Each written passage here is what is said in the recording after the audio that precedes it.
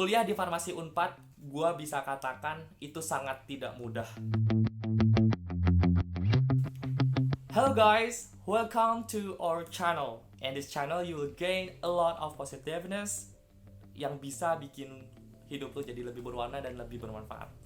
Oke, dalam video ini gue mau cerita tentang banyak hal, khususnya adalah tentang kehidupan pribadi gue di Fakultas Farmasi Unpad. Oke, sebelumnya mungkin perkenalan dulu. Gue Faisal Maulana Ibrahim, mahasiswa semester 5 di Farmasi Unpad. Tapi sebenarnya gue itu harusnya semester 7 kayak gitu. Karena di semester 6 kemarin itu gue cuti karena gue keterima di NUS untuk melakukan penelitian tentang anti kanker. Tapi karena COVID ini gue gagal berangkat dan gue harus ngambil proyek lain yang ditawarkan oleh dosen gue juga tentang anti kanker kayak gitu. Jadi gue ada gap 1 tahun di perkuliahan karena cuti. Selanjutnya gue juga di tahun 2019 gue terpilih jadi mahasiswa berprestasi Fakultas Farmasi Unpad kayak gitu. Jadi setidaknya gue tahu lah kulit farmasi Unpad serta farmasi secara umum itu seperti apa kayak begitu. So gimana sih gue dulu keterima di Farmasi Unpad? Gue keterima di Farmasi Unpad itu lewat jalur SBMPTN. Dan SBMPTN dulu tuh nilainya masih kayak persen-persen gitu kan. Terus gue pas sudah selesai SBMPTN, gue catat jawaban gue dan gue coba cocokkan dengan kunci jawaban yang beredar dari tempat les. Terus skor gue ternyata 48,5%. 48,5% ini terdiri dari 30 soal Saintek. Jadi 30 dari 60 soal gue berhasil jawab dan gue salah satu di Saintek itu. Jadi dari 30 itu gue salah satu.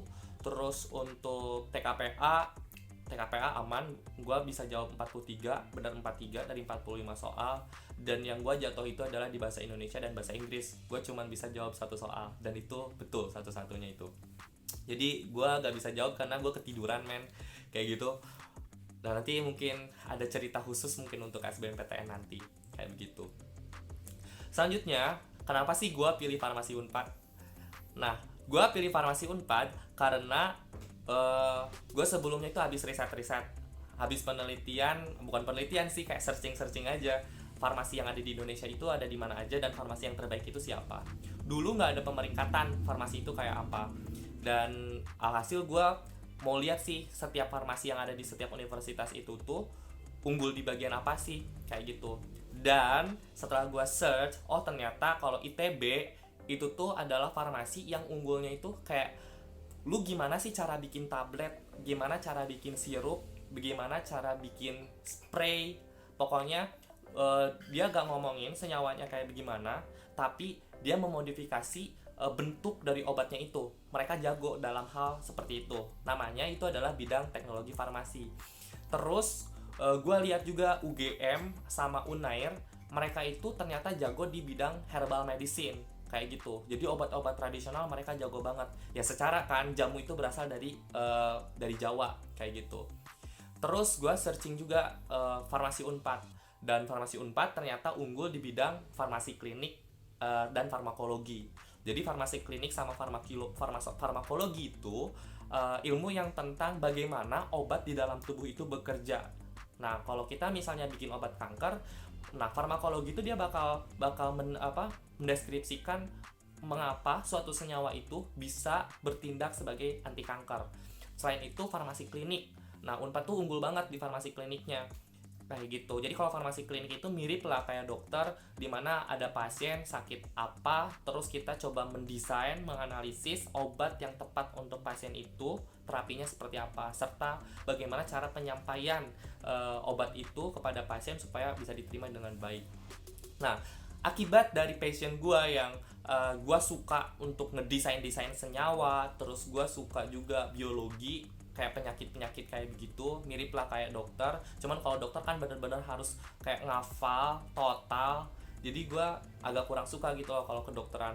Makanya gue pilih Farmasi Unpad yang unggul di bidang farmasi klinik and farmakologi di Indonesia kayak gitu. Penelitiannya pun banyak, makanya gue pilih itu. Selanjutnya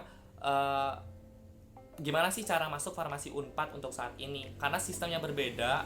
Gue dapet kabar kan tuh ada di pengumuman tentang SBMPTN, bukan SBMPTN ya, sekarang itu UTBK kan. Nah, UTBK itu skor untuk masuk farmasi Unpad itu adalah 634, itu minimalnya. Dan rata-rata anak farmasi Unpad tahun 2019 itu yang diterima itu memiliki skor UTBK di 659. Jadi buat lu pada yang mau daftar ke farmasi Unpad, amannya mungkin lu pada bisa punya skor 670 atau 660 kayak gitu. Terus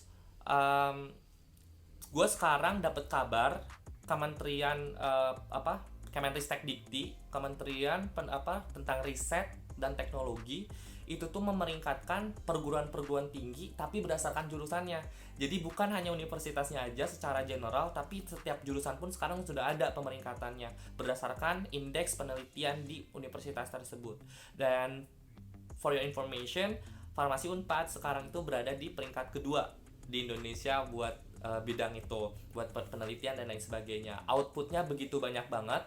Terus ada sekitar 7 dosen farmasi Unpad yang dinobatkan sebagai 500 peneliti terbaik di Indonesia dari 200.000. Bayangkan, dari 200.000, 500 peneliti terbaiknya itu 7 orangnya itu ada di farmasi Unpad, kayak begitu.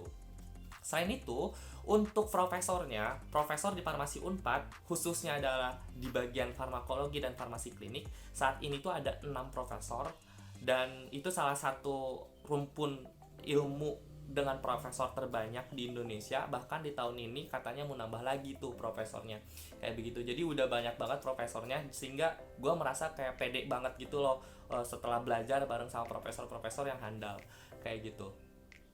Terus kalau tentang fun fact, nah kuliah di farmasi Unpad gue bisa katakan itu sangat tidak mudah, sangat tidak mudah. And if we compare with other pharmacy, itu beda banget.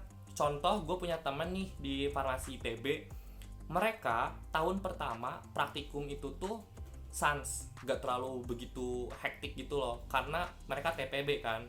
Sedangkan gua semester 2 tuh, tahun pertama semester 2 praktikum itu 6 biji, sedangkan jumlah hari itu ada 5 gitu loh. Terus sistem praktikumnya pun beda. Kalau di farmasi yang lain tuh kayak kita misalnya praktikum tuh tinggal lakuin apa yang udah ada di prosedur gitu loh, dan prosedur itu dikasih ada modulnya. Sedangkan kalau di farmasi Unpad, lu kalau mau praktikum, lu harus propose, lu harus riset dulu, lu harus cari pustaka bagaimana cara menganalisis karbohidrat misalnya, kayak gitu, sehingga nanti kita pakai metode-metode penelitian orang lain untuk diadopsi, kayak gitu. Jadi nggak semudah itu. Terus sistem perkuliahannya juga pun beda banget, kayak gitu. Jadi setelah nanti praktikum itu selesai nih, mereka tuh, jadi kita tuh bakal ada kayak presentasi hasil praktikum, terus kita harus mempertanggungjawabkan hasil praktikum itu dan menjelaskan alasan-alasan ilmiah mengapa data-data yang kita dapatkan tuh bisa seperti itu, kayak gitu. Terus sistem kuliahnya pun beda. Kalau misalnya mungkin kalian ngelihat farmasi yang lain tuh kuliahnya kayak lecture biasa aja gitu, kayak kuliah gitu, dosen ngajarin anak-anaknya. Sedangkan kalau di kita itu tuh pertemuan pertama dari 16 pertemuan, dosen akan bikin ada beberapa bab, ada beberapa judul yang akan dipelajarin selama 1 semester. Setelah itu kita harus bikin PowerPoint sama bikin makalah terkait dengan judul itu, dan kita nanti akan presentasikan makalah kita dan presentasi itu ke depan tanpa kita tahu kapan kita bakal presentasi. Jadi bisa jadi di pertemuan kedua tuh, oke, nomor induk 9 ke depan, stop, lanjut nomor induk sekian. Jadi kita nggak bisa tidur, men. Kita benar-benar harus perhatiin temen gue presentasi itu udah bener atau kagak.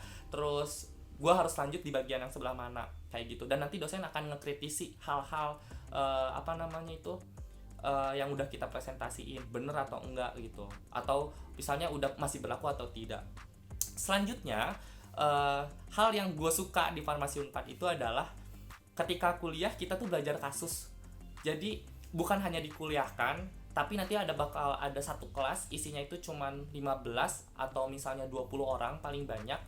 Itu tuh nanti akan ada kasus, misalnya kita menerima data seorang pasien dengan tensi darah sekian, terus jumlah hemoglobin sekian, leukosit sekian.